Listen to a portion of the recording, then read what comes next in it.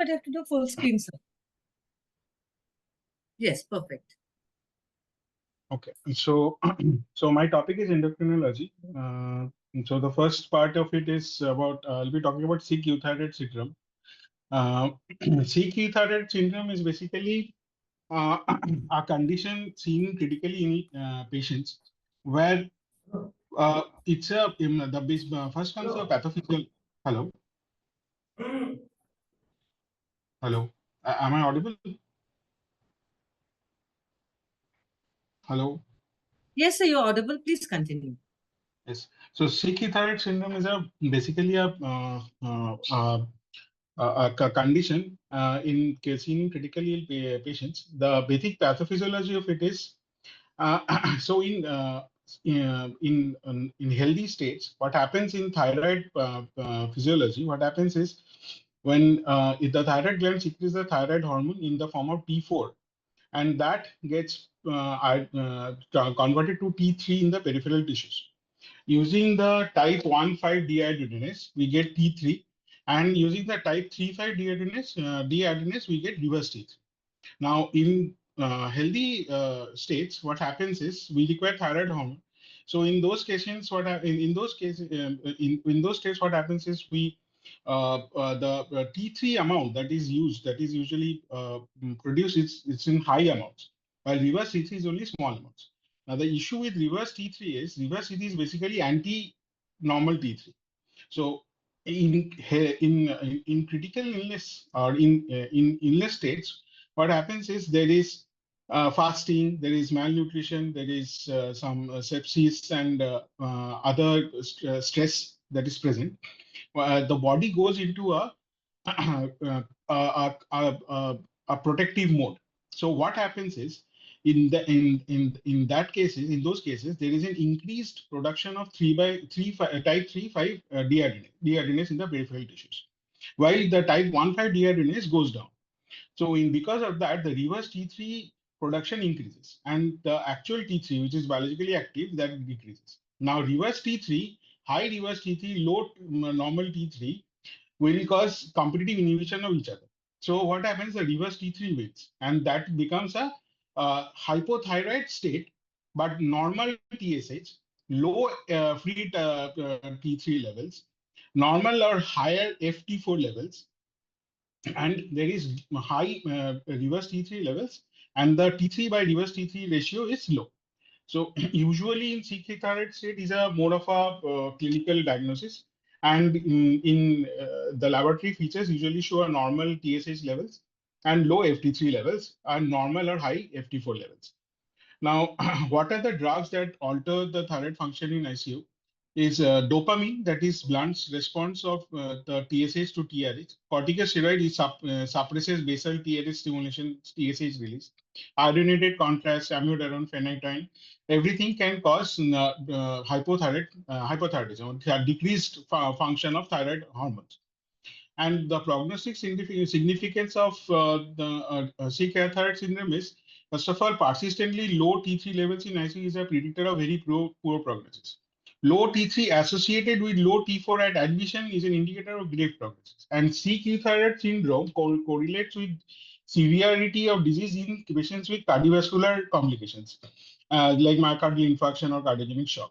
And it is also associated with a longer hospital stay and ventilation requirement. Now, the treatment of CQ thyroid syndrome is mainly conservative and treatment of the cause of the condition. And usually, malnutrition is high association is seen between CQ thyroid syndrome and malnutrition. So, correction of malnutrition. And usually thyroxine that is usually available, T4, that is supplementation of thyroxine is not of any use in CK thyroid syndrome, because whatever T4 will be given, it will just be converted to reverse T3. So in those cases, IV replacement for leothyroid, T3 levels is can be considered in patients with persistent cardiogenic shock or cardiac complications. And as I've said, there is no role of supplementing. So this is about CQ thyroid syndrome. Usually it comes as a 5 marks question. Next comes as myxedema coma. So myxedema coma is basically a severe hypothyroid state. It is characterized by first a basic pathophysiology. So in critical illness or drugs which is causing which is a thyroid suppression, they cause decrease. They suppress the thyroid gland, decreasing the T4 T3 levels. So T4, because of the decreasing T4 T3 levels, two cardinal features are seen in myxedemic coma, that is involving the CVS and CNS. So CVS, there is a decreased, in CVS, there is increased fluid retention and decreased sodium levels. And there is also decreased cardiac contractility causing shock.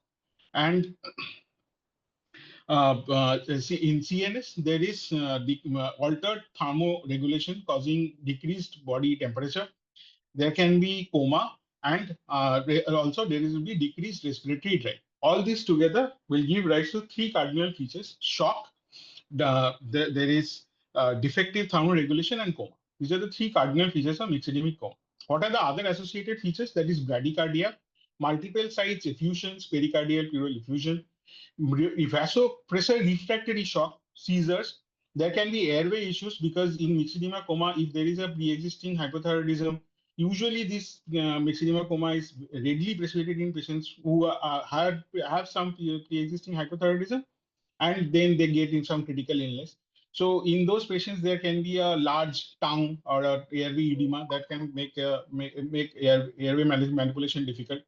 Also, in myxedemic coma, there can be reduced von Willebrand factor. There can be refractory bleeding. In those cases, the desmopressin is used. There could be associated anemia. Rhabdomyolysis can be also happen due to and cause AKI. There could be urinary retention, ileus, as well as hypoglycemia. Coming to the idea of myxedemic coma in ICU, it's more of a what happens is in ICU, it's more of a from thyroid insufficiency to decompensated state. So patients who, as I've already told, patients who has hypothyroidism, they have they are in compensated state. So they have signs of fatigue, cold intolerance, weakness, constipation, etc. Now, when they become decompensated because of some form of critical illness, because in stress situations you require higher thyroid hormones, higher levels of cortisol to fight it off. The thyroid hormone is unable to give rise to the demand, to the increased demand. So what happens? There is a decompensation, systemic decompensation. So that precipitates myxedemic coma. Now, for a few things to remember, salient features. The first feature of myxedema coma is delirium. Most patients might not have the cardinal features of myxedemic coma. Hence, the term myxedema coma might be misleading and diagnosis can be missed. Coming to the precipitating factors of myxedemic coma, usually drugs, general anesthetics, lithium, amiodarone, barbiturates, phenothiazine, phenytoin, rifampicin, opiates, etc. Illnesses, as I've already mentioned, critical illness in any form surgery that can cause stress in the body, that surgery, burns, sepsis, stroke, etc. All of these can precipitate myxedema coma. How to manage myxedema coma is by basically myxedema coma. One second. So management is first of all when to suspect. So we have the clinical features of myxedema coma. Next comes the labs. In the labs, what you will see, we'll be sending TSH and FT4 for thyroid levels and serum cortisol. Now remember, we have to remember here that in thyroid illnesses, hypothyroidism, there can be always associated cortisol deficiency or adrenal dysfunction. Now, it is crucial because if thyroid hormone is replaced without cortisol replacement, patient might have more complications. Now, what happens in myxedema coma? There is if there is central hypothyroidism, so the TSH levels are low or normal, and if there is primary hypothyroidism, TSH levels will be high. And in both central and primary hypothyroidism, we'll get low FT4, as you can see here. Now, next thing we have to send is serum cortisol. Serum cortisol, if it is low, then there is associated adrenal insufficiency. If it is normal or not low, then it is, or higher side or other, then it is there is no associated adrenal insufficiency. The most important thing to remember is always if diagnosed myxedemic coma, if we are treating, then we have to start with steroids, and we have to send the blood sample for the cortisol levels, give steroids after that, and then if the cortisol levels come adequate or acceptable, then we can stop it. Now, what is the hormonal therapy that we are going to give? That is hydrocortisone, that is 100 mg TDS, that is the steroid that we are going to give. Second is levothyroxine. Now, there are certain issues about levothyroxine. We'll be talking about that. So, in levothyroxine, first of all, IV levothyroxine is not very much readily available. But the treatment of myxedemic coma is IV levothyroxine 200 to 400 mcg stat. That is the loading. And then 300 to 400, and then the same dose, quarter dose can be given at 300 to 400 mg also. MCG. But the issue with paroral supplementation of thyroid hormones during myxedemic coma is due to paralytic ileus or due to GIT dysfunction. The absorption of the drug is erratic, and it might not even reach the therapeutic levels. And to maintain levothyroxine is dose is 50 to 100 mcg per oral or IV daily. But the recommendation is to give IV. Now coming to the question of whether to give T4 or T3.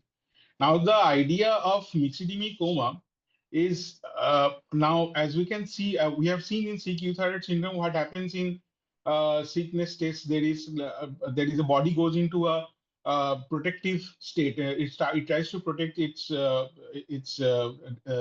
stores. So it goes into a hypothyroid state by increasing reverse T3. Now, in myxedemic coma, that is the CQ thyroid could be an association with it.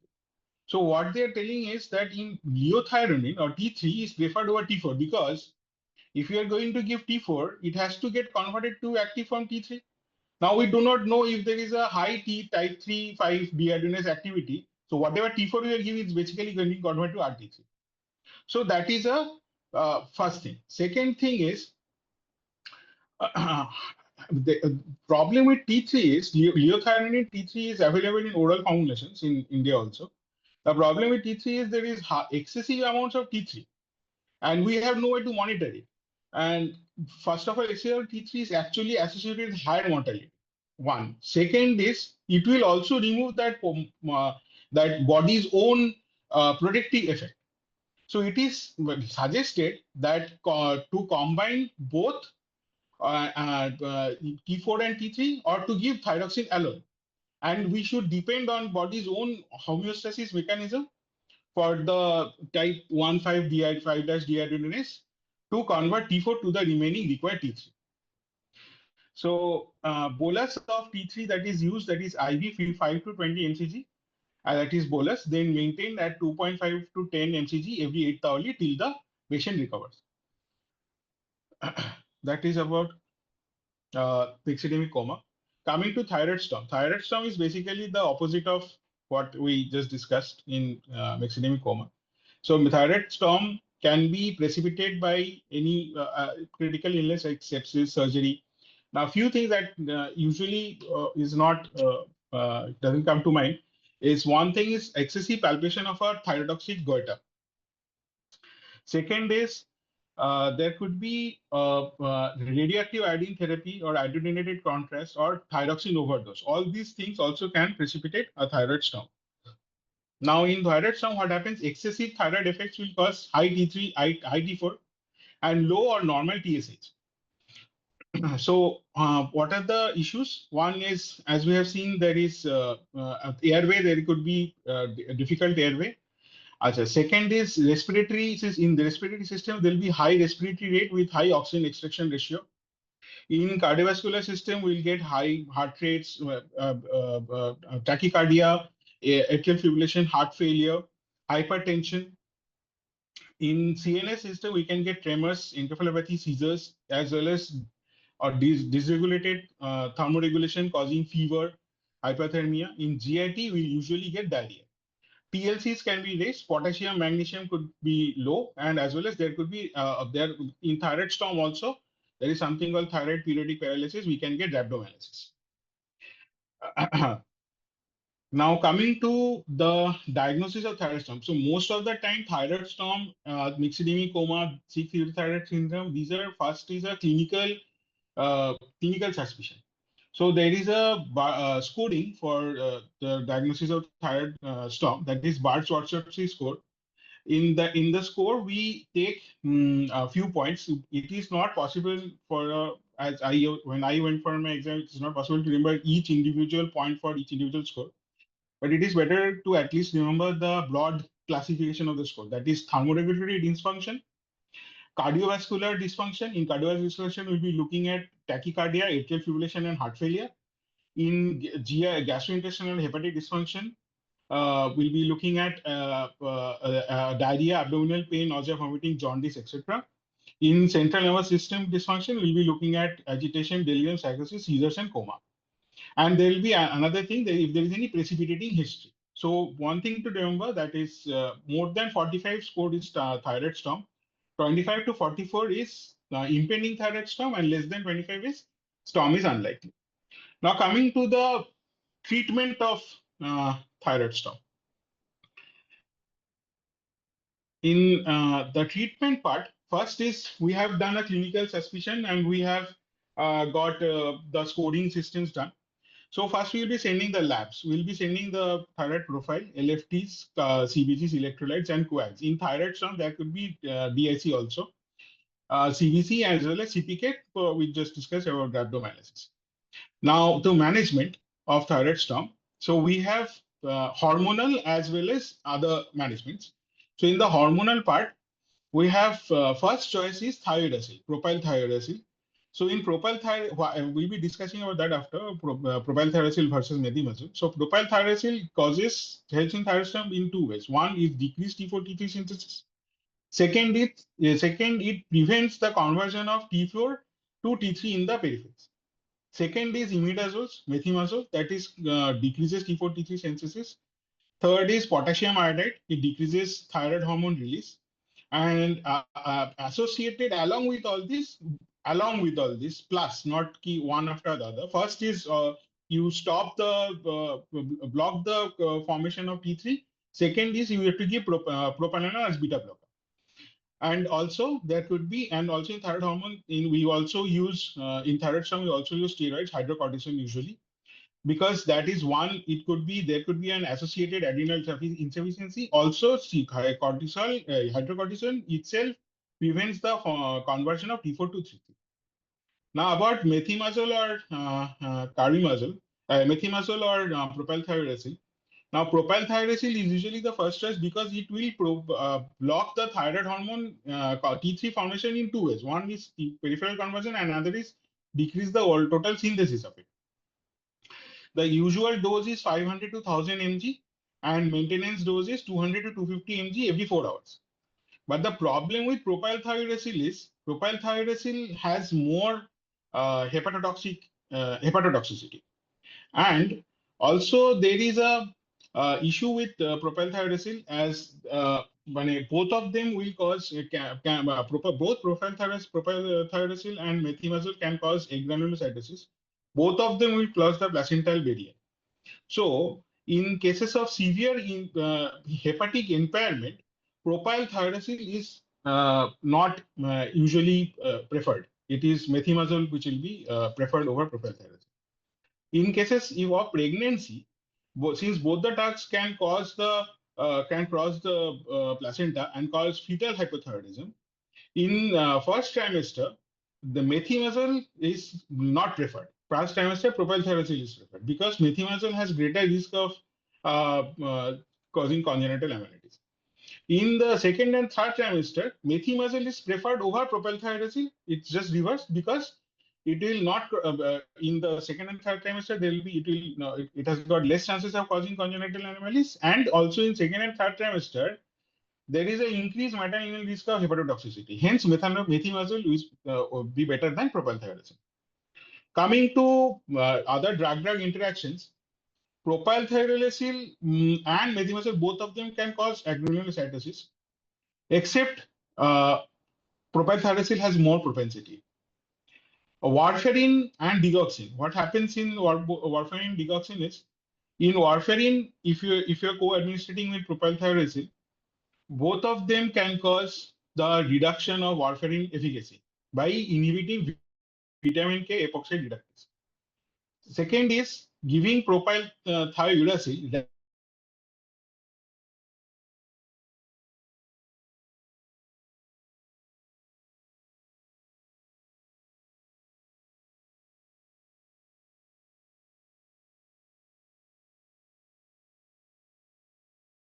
to the patient can associated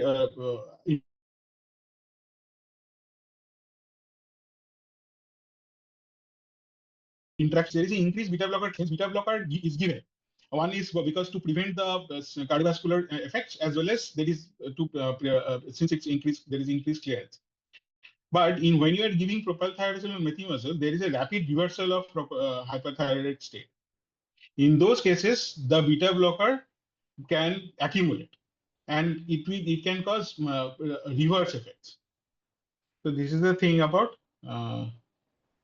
hypothyroidism.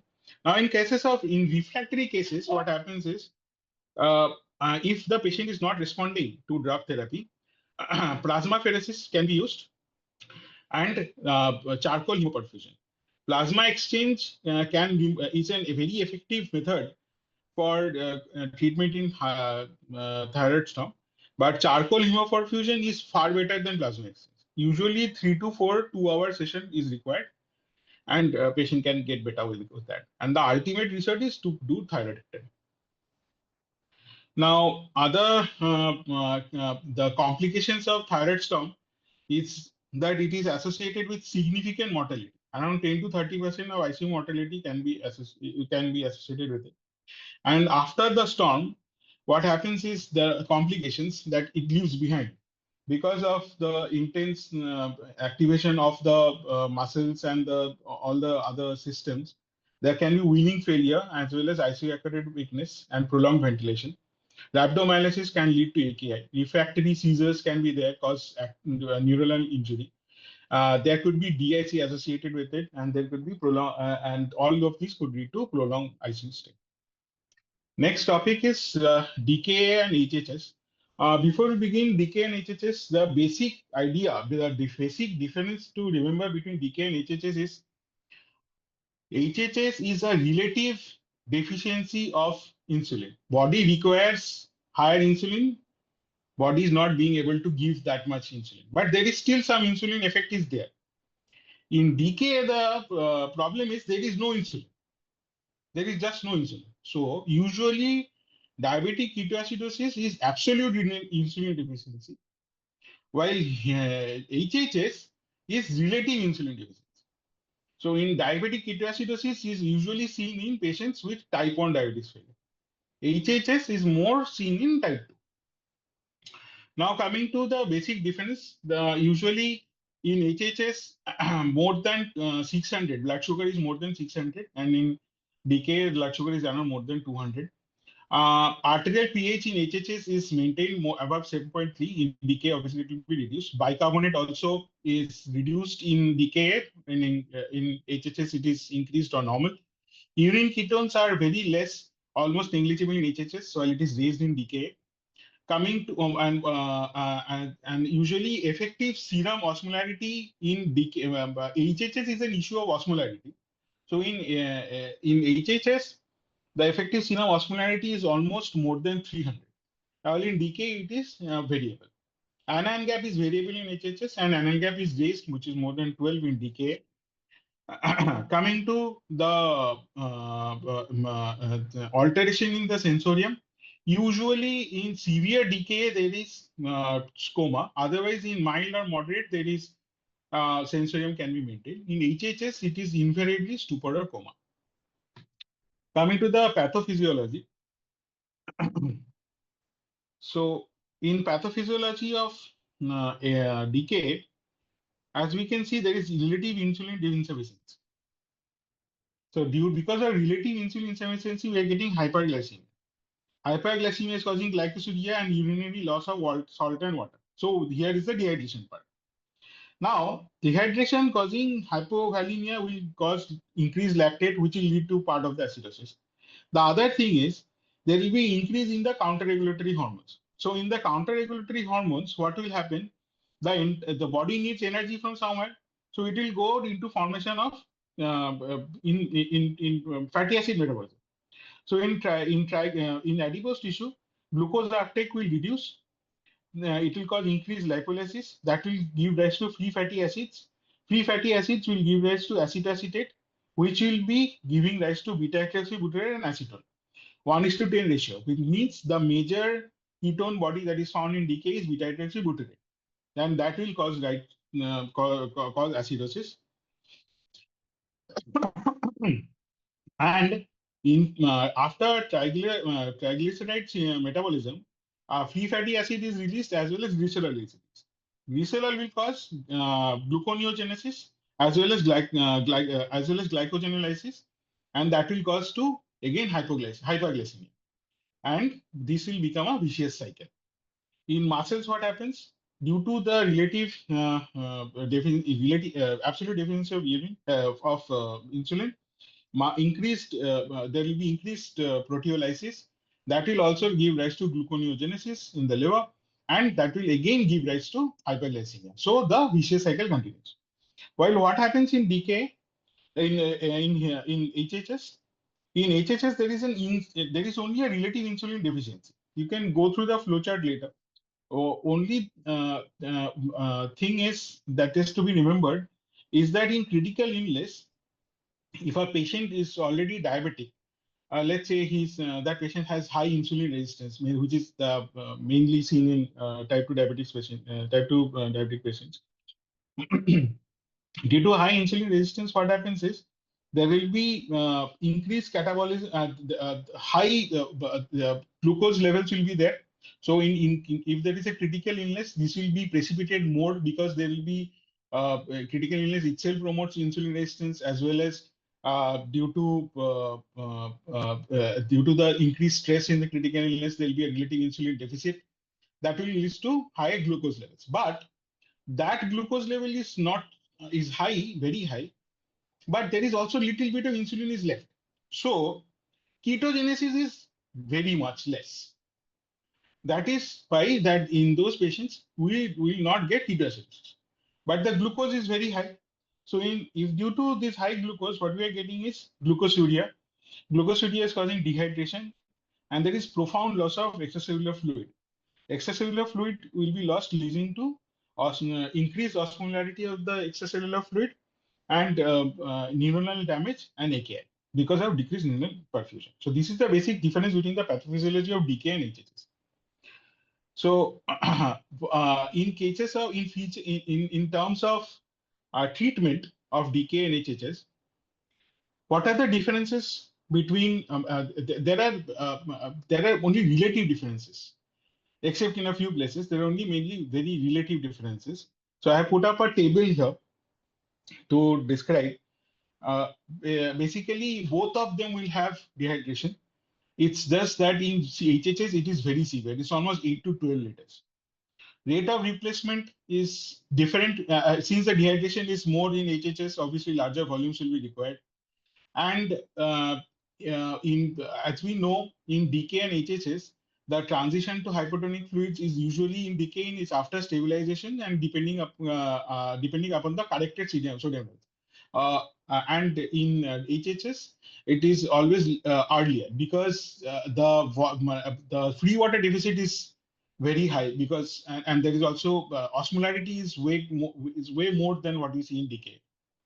Addition of dextrose was earlier in HHS because of the because we are not trying to correct because the we are not trying to correct acidosis here.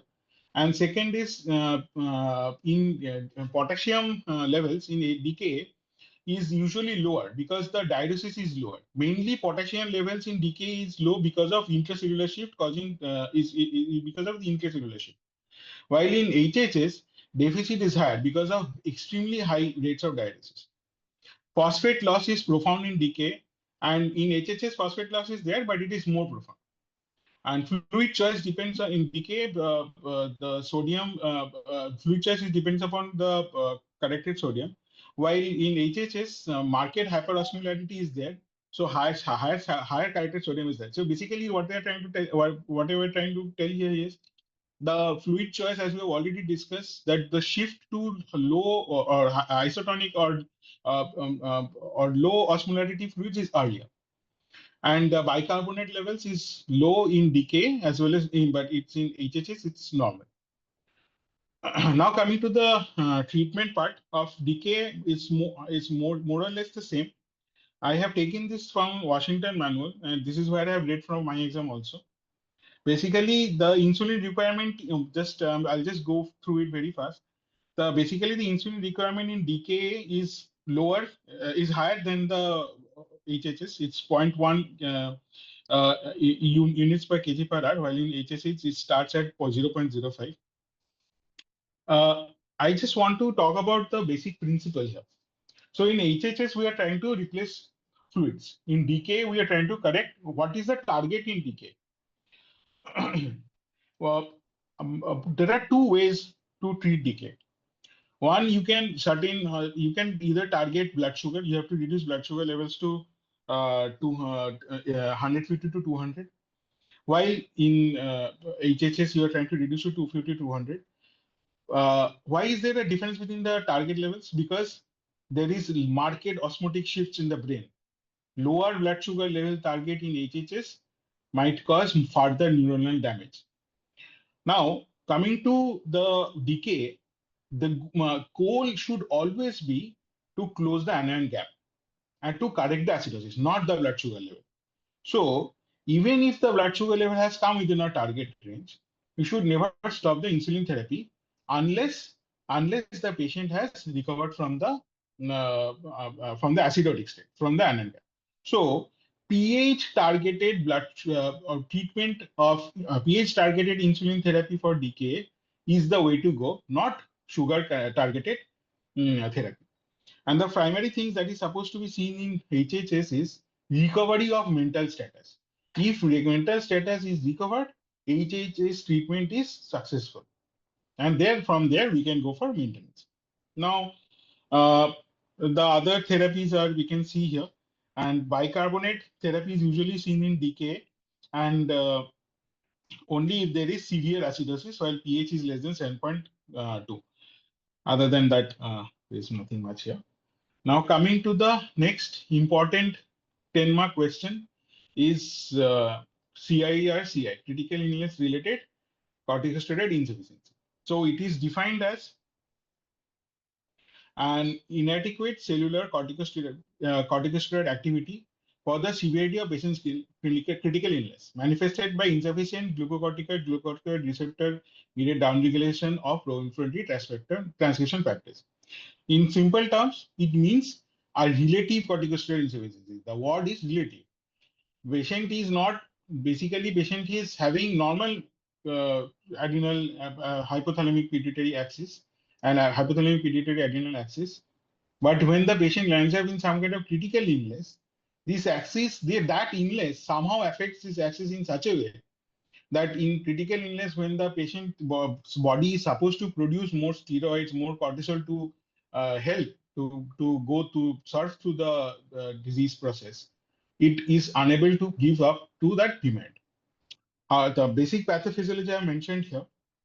So in critical illness, the harbinger of CI is the breakdown is to stop the relationship between the corticotropin releasing hormone and the adrenal gland. ACTH release and CRH, corticotropin release hormone, and the ACTH, adrenocorticotropic hormone, and the adrenal gland are in a alignment. They work in sync. But in CIRCI, the disease process itself breaks down that sync, and that is the one most important pathogenetic factor to cause CIRCI. So what happens in disease states? We have the ANS nerve endings. ANS nerve endings are stimulated by the stimulation of the PAMs and DAMs. they themselves can reversely stimulate the autonomic nervous system and cause formation of steroids, cause release of cortisol. And TPAMS and DAMS itself can stimulate the adrenal cortex to produce steroids. So we have extra. We are basically here with this the steroid that was supposed to be controlled by the ACTH is broken down. So what happens here is, since there is a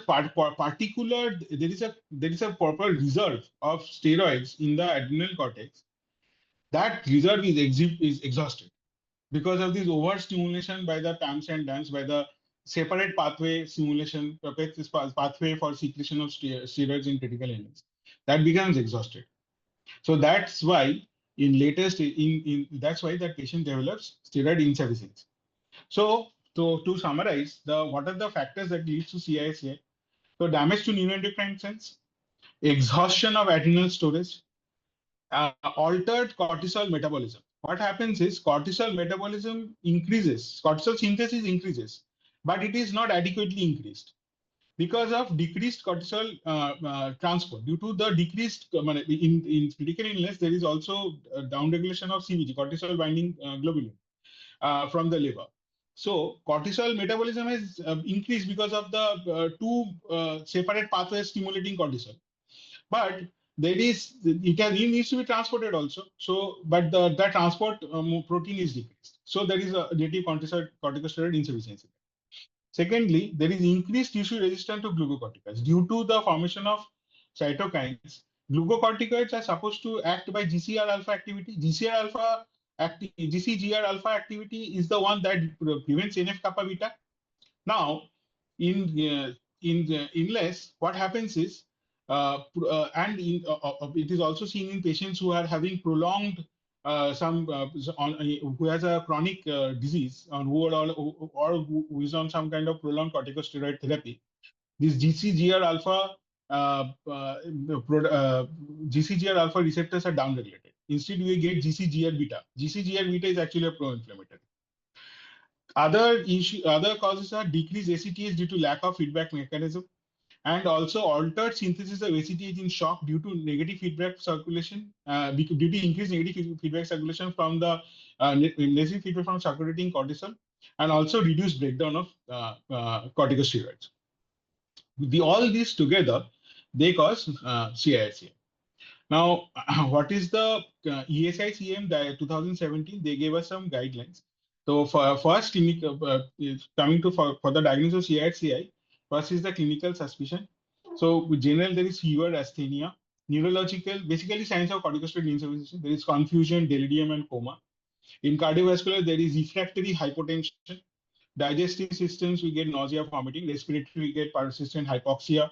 Laboratory features of CISA is hypoglycemia, hyponatremia, hyperkalemia. And in imaging, there could be hemorrhage or necrosis in the hypothalamus or the pituitary or the adrenal gland. Coming to the diagnosis of CISA, in 2017, ESICM gave a few recommendations for diagnosing CISA and the use of corticosteroid therapy in cases of septic shock. So cortisol response to ACTH dose versus random serum cortisol, what they have, the SMCM task force makes no recommendation, but the Endocrine Society recommends to use ACTH response test. Now, plasma total cortisol levels is superior to plasma free cortisol levels. Why is this? Because in critical illness, the plasma total cortisol level means what? CBG bound cortisol plus free cortisol. So in cases of critical illness, CBG, the cortical binding globulin will be lower side, will be low. So plasma total cortisol level will not be altered. But if we take only plasma free cortisol levels, there will be no correlation between them. So in those cases, they are taking plasma total cortisol level rather than plasma free cortisol levels. Salivary cortisol levels are not to be used. And if you are taking ACTH simulation test, then 250 microgram ACTH simulation test is better than 1 mcg ACTH simulation test. And hemodynamic response to hydrocortisone in septic in shock states is inferior to ACTH simulation test. Corticotropic levels are not to be used in diagnosis. Now, ESIC recommendation in sepsis in 2017, they made the recommendation is there is no role of corticosteroids in sepsis without shock. It is supposed to be administered in patients with septic shock who are refractory to fluid and vasopressor therapy. That is not at more than 0.25 microgram per kg per minute for more than 4 hours. And long course, low dose of hydrocortisone is better than short course, high dose of hydrocortisone. That is less than 400 milligram per day and more to be given over more than 5 days. So it is better not to abruptly taper the dose of hydrocortisone to prolong its use at least 7 days, and the dose should not exceed more than 400 mg per day. Coming to the evidence of the corticosteroid therapy, so we have the first study is Anand in 2002.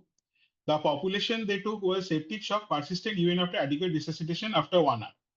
The intervention they did is hydrocortisone 50 mg IV QDS for 7 days and fludrocortisone 50 mg orally for 7 days. Now here they administered these drugs for 7 days and then abruptly stopped. So what they saw is there is mortal. They also in this study, they before randomization they did a ACTH co-sinotropin simulation test. That is what is the outcome? Shock reversal and mortality benefit in non-responders to ACTH simulations, and in non-responders who received steroids. Now coming to the next trial is Corticus 2008. The population was refractory shock for 1 hour. The intervention was 50 mg hydrocortisone, 50 mg QDS, then tapered to 50 mg, then tapered to 50 mg IV every 12 hours. Now, outcome was time to shock reversal was faster, no mortality benefit. ACTH simulation test had no correlation with the outcome. Coming to the next trial was Adrenal 2018. The population that they took was refractory shock for 4 hours. And here the difference comes between the previous two trials is they also took patients who were on mechanical ventilation. The intervention was hydrocortisone 200 mg over 24 hours for 7 days. They did infusion, continuous infusion. And the outcome was they saw that faster shock reversal in hydrocortisone group was seen, and no mortality benefit except in the subgroup analysis. They saw that in patients who were randomized after 6 to 12 hours of shock onset, they saw a mortality benefit. They saw an earlier ICU discharge, and there is an earlier liberation from MV, mechanical ventilation. In here, I would like to mention one thing. They saw earlier liberation from mechanical ventilation in the first episode of mechanical ventilation. But if they take those people who are reintubated, if they take all that together, there was no difference. They somehow summarized that even after giving infusion of 24 hours, the abrupt stoppage of hydrocortisone could have led to this. Now coming to the last trial, that is approaches trial. That was also done in 2000, published in 2018. The population was infection present, SOFA score 2 to 4 for at least 6 hours, and vasopressor requirement is more than 0.25 mcg per kg per minute for more than 6 hours. The intervention was hydrocortisone plus fludrocortisone versus activated protein C. We did not study the effect of activated protein C because the previous trial had shown that there is no role of activated protein C in sepsis. What they saw is the outcome was hydrocortisone or fludrocortisone showed mortality benefit, earlier shock reversal, and liberation from mechanical ventilation. So after going through this evidence, one question comes to mind. That is what steroid to use. So in shock situations, hydrocortisone, first of all, most of the studies in septic shock, they have used hydrocortisone. Why? If we say hydrocortisone over other drugs, that is methylprednisolone or dexamethasone, hydrocortisone has higher mineralocorticoid activity as well as glucocorticoid activity. So we have both agonism at GCGR alpha to prevent the NF kappa beta overactivation, plus mineralocorticoid receptor activity is also there. That will be increased sodium and water retention, and which will lead to more hemodynamic stability. And the coming to fludrocortisone, the question comes whether to add fludrocortisone because a few trials have shown that addition of fludrocortisone might cause a mortality benefit. So what we have seen is the in a fluid dress trial was done. In first of all, in these patients, we are giving fludrocortisone orally via RT and in shock state. So we do not know how much is it absorbed or what kind of absorption is occurring. So that was addressed in fluid dress trial. What they saw that intraocular fludrocortisone resulted in widely variable serum levels. And also addition of fludrocortisone to hydrocortisone did not change their outcome. That is one thing. Second is absorption of fludrocortisone is erratic in shock states. Third is meta-analysis. There was a meta-analysis that was published. They showed that there is wide credibility in intervals. And the number needed to treat is almost 21 if we add fludrocortisone to hydrocortisone to get a mortality benefit. And there is no head-to-head trial to compare hydrocortisone versus hydrocortisone plus fludrocortisone. So the guidelines right now that we have that present, they do not recommend fludrocortisone yet. The idea of using corticosteroids in septic shock is to faster hemodynamic instability or shock reversal.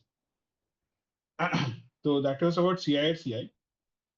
Coming to the next important around five, this question CSW and SIADH can be used as a part of, this question can come as a 10-mark question and it can be divided into short notes 5+5.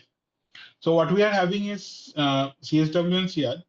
In CSW, we have to understand the basic difference in the pathophysiology. So in cerebral salt wasting syndrome, when there is a brain injury, when there is an injury in the brain, so what happens? There is a storm, and after that, the brain gets exhausted. So there is a decrease in sympathetic outflow. Due to the decrease in the sympathetic outflow, the RAS activation goes down. So there is decreased sodium desorption in the kidneys. Also, in due to when a brain survives a storm, there is an increase in natriuretic peptides due to release of BNP. So BNP, natriuretic peptides, job is to excrete salt and water. So what do? Is they increase they act as a vasorelaxant.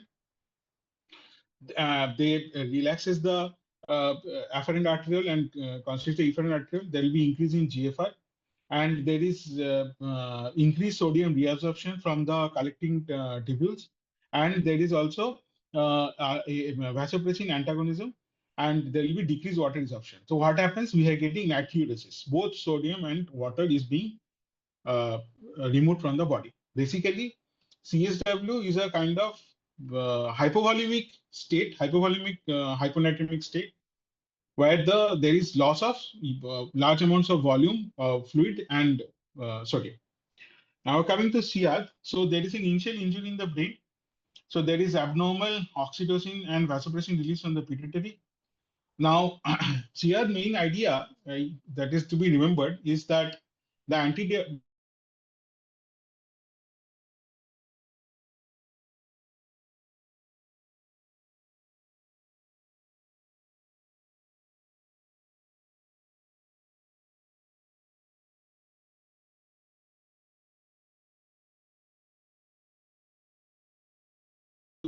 that works through all the sodium.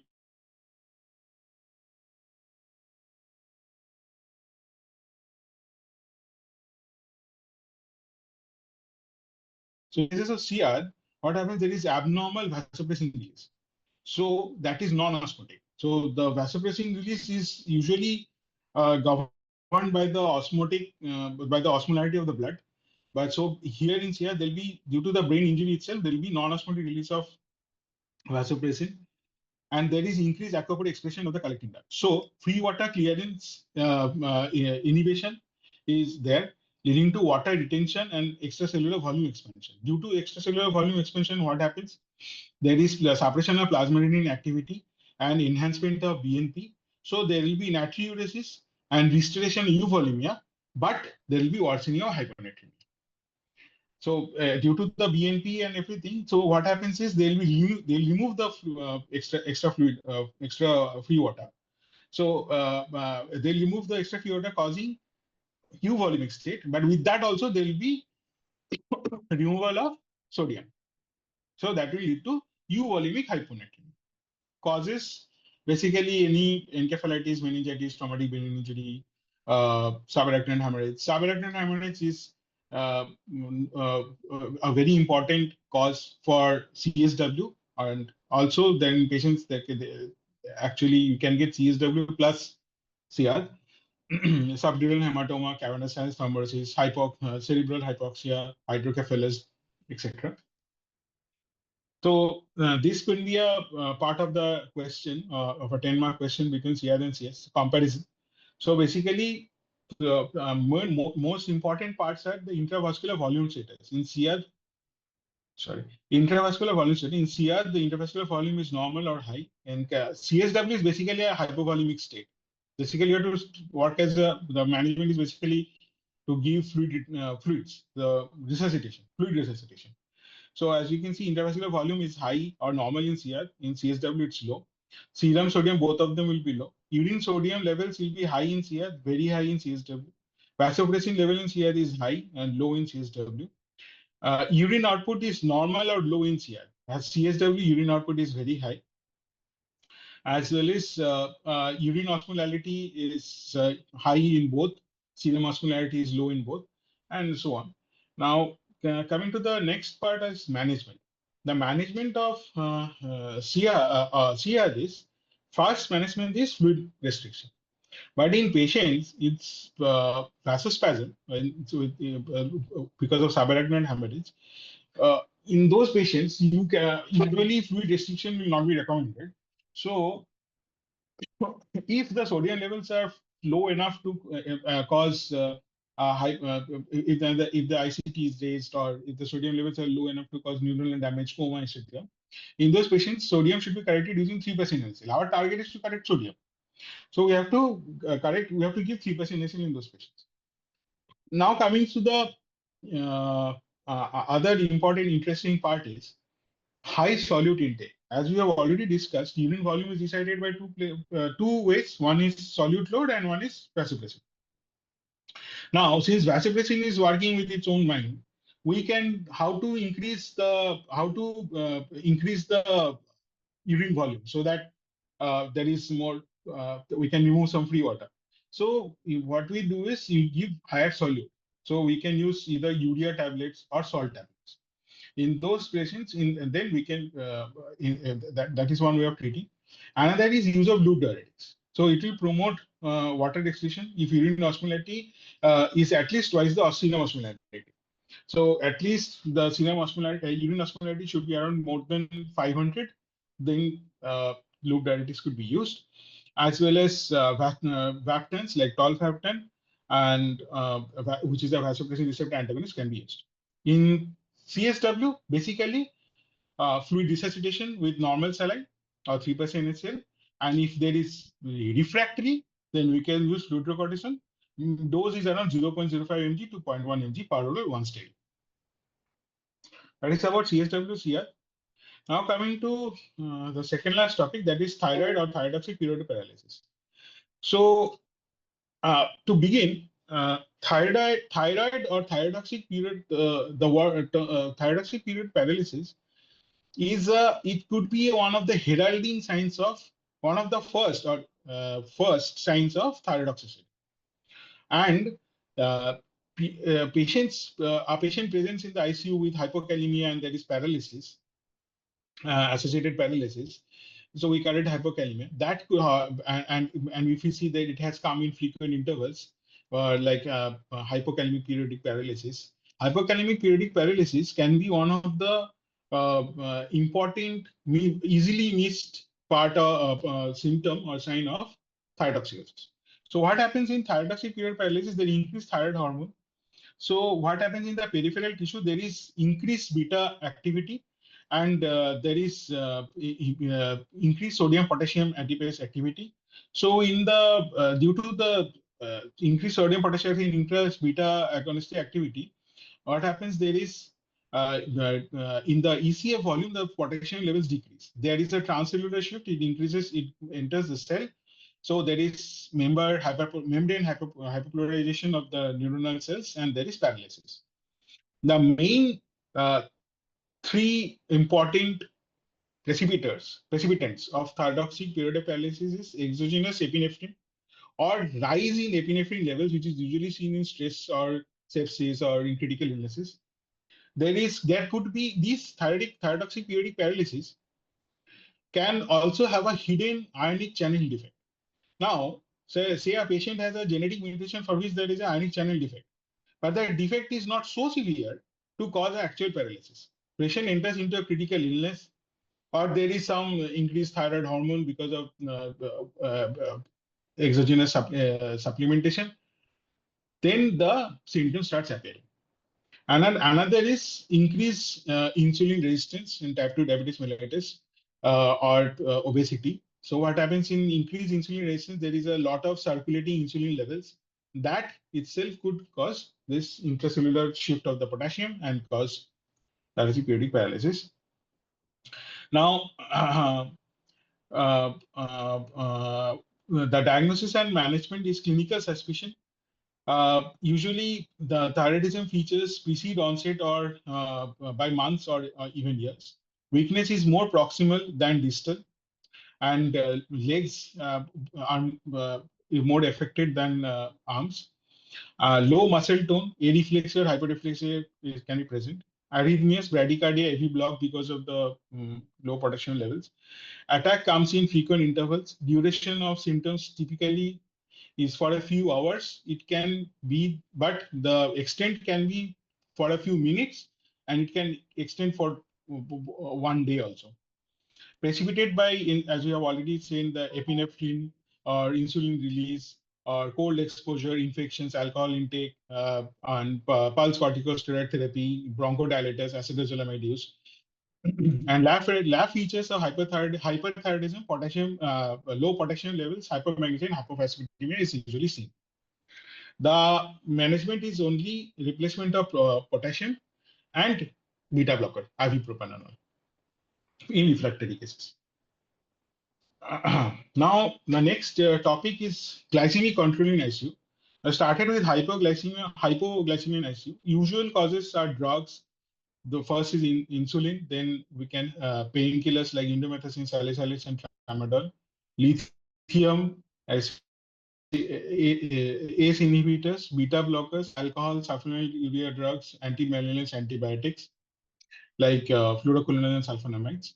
And illness itself, like starvation, hepatic cardiac failure, renal failure. Now, in hepatic failure, why do we get hypoglycemia? Because of loss of hepatic neoglucogenesis. Renal failure, why we get hypoglycemia? Because a lot of drugs, insulin gets stored in the body because it is not excreted. In sepsis, we can see adrenal insufficiency, insulin. Coming to the threshold, the ED recommendation is level 1 is blood glucose less than 70, but blood glucose less than 40, and level 3, which is severe hypoglycemia, that is blood glucose less than 40. Now, the next step is evaluate causes. First, you have to take relevant history. Most of the time, cause of hypoglycemia is in the history itself.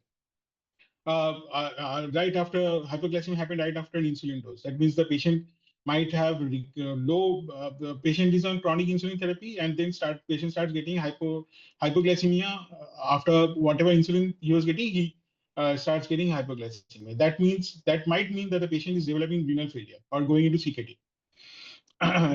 Like this. Second is, if history is not clear, then we can go for measuring serum insulin levels. If serum insulin levels is more than 5 microunits per ml, there is an excessive insulin secretion. So it could be an insulinoma. Other than that, we can get C-peptide levels. Insulin, basically, what is C-peptide? Insulin used in the body as proinsulin. Proinsulin is broken down into insulin and C-peptide. So measuring C-peptide levels can give us an idea of endogenous insulin production. Another way of another laboratory investigation that you can do while investigating hypoglycemia is beta hydroxybutyrate levels. That is a ketone body. Elevated beta hydroxybutyrate levels rule out hyperinsulinemic state, because that means insulin is not causing the disease. Because insulin, if given, then ketone bodies will stop ketone bodies will get reduced. And another investigation is basically cortisol levels. We can do some liver function tests and renal function tests and thyroid, TSH. Management of hypoglycemia, that is, we have to give, once hypoglycemia is detected, if the patient is being, if the patient is able to eat conscious, then the dictum is to give oral. If the patient can't, then IV dextrose bolus, 50 ml of 50% dextrose is to be given. And if the glucose improves and the patient is able to take food, then carbohydrate dense food is to be given. If this does not work or cannot tolerate orally, then we can give infusion of the of 50% 5% or 10% or 25% dextrose. And then if it is becomes refractory or recurrent, then we can use steroid, as well as we can use octreotide, 100 microgram bolus IV, and then 50 microgram every 6th hourly. After in the meanwhile, we can be looking for the cause for the hypoglycemia. Next is hyperglycemia in ICU. Now, what are the causes for hyperglycemia in ICU? So, in stress, there is uh, in illness. Basically, in ICU, what we are getting is stress-induced hyperglycemia. In patients who are not previously non-diabetic, or in patients who are diabetic with controlled blood sugar, and then we see uncontrolled high levels of blood sugar. Usually it is because of stress. What happens in stress in illness with patients with insulin resistance, there is increased production of cortisol, growth hormone, there is endogenous norepinephrine release, increased glucagon, and there are cytokines like interleukin 1 and interleukin 6. Both of them give rise to increased insulin resistance that was there previously or newfound insulin resistance, and all of them give rise to new gluconeogenesis from liver as muscles, as well as from adipose tissue by the oxidation of fatty acid, triglycerides to free fatty acids and glycerol. Glycerol is converted to glucose, and from muscles we get alanine, which can be again go to liver and form undergo gluconeogenesis and give rise to glucose. That itself will give rise to high levels of blood sugar and cause hyperglycemia in the ICU. Now, coming to how to monitor glucose in ICU, arterial sample is better than vein sample is better than capillary. Now, what are the other ways of measuring? That is continuous glucose monitoring. Continuous glucose monitoring is, first of all, it is usually lesser invasive. We don't have to keep on pricking the patient, less painful, and CGM has shown to be safer because it reduces the risk of hypoglycemia, and the accuracy is around 60 to 70%, and there is only less than 20% difference from the arterial blood glucose. But the problem is there is no robust evidence here, and it can't be used in shock states or edematous states, and chances of infection is there. Now, coming to the blood sugar targets in ICU, that is in ADA, blood sugar target, insulin should be started more than when blood glucose is more than 180, target blood glucose is 140 to 180. American College of Endocrine Society is blood glucose target is less than 180. Surviving Sepsis campaign gives blood glucose target less than 180. And Society of Critical Care Medicine target is 100 to 150. What are the evidences? There are three evidences that is to be remembered. Leuven trial. Intensive insulin therapy does not change mortality. And nice sugar study and VISO study tells that intensive insulin therapy to target low levels of Shobiji is actually harmful. Simple. Now I am to the last slide. Uh, how to manage insulin delivery in the ICU. When we get a critically ill patient or a sick patient in the ICU with hyperglycemia, this sickness could be anything, sepsis or post-surgical hyperglycemia. It is recommended to start with insulin infusion and not go to straight away to subcut insulin. Sliding scale insulin is not a way to go these days. Now, coming to the insulin infusion, that is the preferred initial therapy. So we get the blood sugar levels, we divide it by 70, and that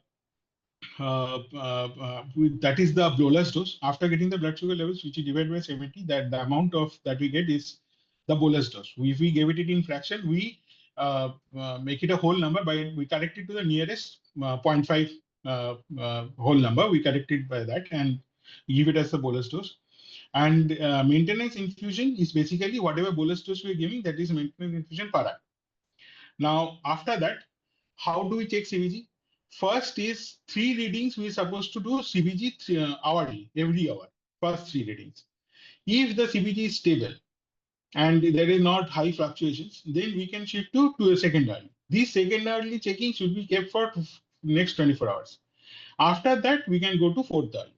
Anytime you are changing the therapy, let's say patient starts dialysis lead, or you are adding some other drug or insulin, or patient is worsening, then you have to go back to fast or hourly CBG.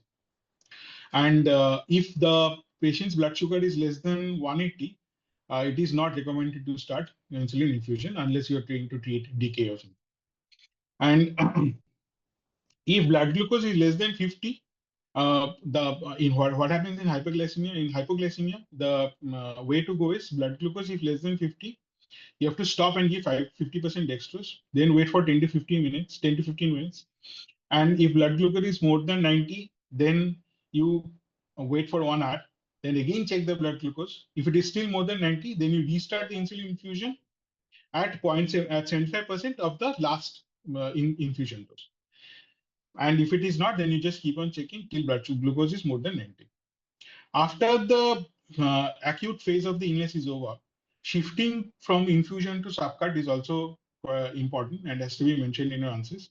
So when stable, we have to follow the basal bolus regimen. Usually we take insulin infusion of the last 6 hours or the last 24 hours, average it to an hourly rate, then multiply it with 24 and a correction factor at 0.8. That is the total infusion, total insulin dose of a person over 24 hours. Total insulin requirement of a person over 24 hours. And after of the total dose, 1/3 of the total dose is supposed to be given as basal. And the rest 2/3 of the total dose is to be divided into 3 doses, and that is to be the bolus regimen.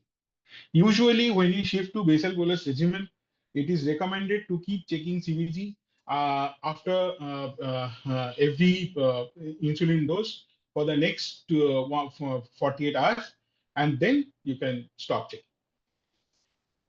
That will be all, madam. Thank you, Orko. It was an excellent deliberation. You covered nearly every beats and nuances related to endocrine and metabolic emergencies. So, as you know, that endocrine crisis often masquerades as sepsis or multi-organ dysfunction syndrome. So, making a high index of suspicion is definitely essential. And we should not forget the importance of the close collaboration between intensivists and endocrinologists to ensure optimal outcome of the patient. So again, timely intervention becomes very, very crucial in management of endocrine emergencies, because though endocrine emergencies in critically ill patients are rare, but missing them can become fatal. And considering the metabolic derangements, here also the early recognition and preventive strategies in ICU can avert catastrophic consequences, and the principle remains the same: correct the cause while supporting the consequences. So, in summary, the key to successful management of this endocrine disorders, metabolic disorders, and toxicology associated syndromes definitely lies in early recognition, timely intervention, supportive critical care, and addressing the underlying etiology with the multidisciplinary approach. And this only would lead to reduction of morbidity and mortality.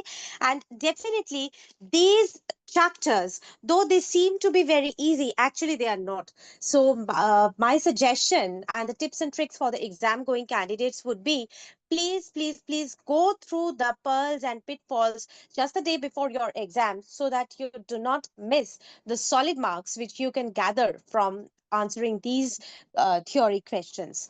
So I think that's all. Sudeshna, are you there? Yes, ma'am. I'm Okay, there. Thank okay, you so yeah. much, ma'am. Thank you so much. And thank you, Dr. Arku Prabhu, Dr. Pradeep Samuel, for joining in.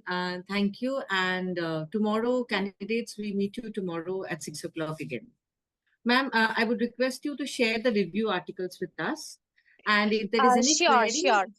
Sure, we'll Sudeshna. come We back would to be you. sharing the review articles soon. And I would also like to extend our heartful thanks on behalf of us, that is me, Orko, and Pradipto, to the candidates for their cooperation, for their patience listening, and of course, last but not the least, to you for the immense support which you have lent to us. Thank you again. Thank And you a so big much. thanks to Dr. Arindam Karsar for giving us this opportunity. Thank you.